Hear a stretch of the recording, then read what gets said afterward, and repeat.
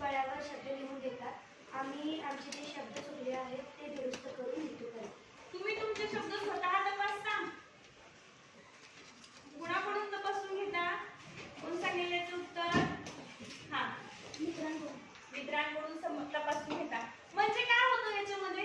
वेळ वाचतो आणि चूक समजते का आपली? बरं, चुकलेला शब्द तुम्ही किती वेळा दुरुस्त करता?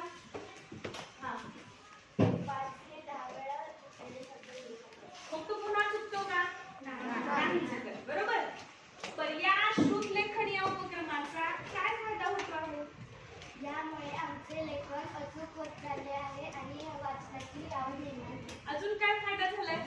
आमच्यामध्ये नवीन स्पर्धा निर्माण होते की आमच्यामध्ये किती गुण आम्हाला मिळतील।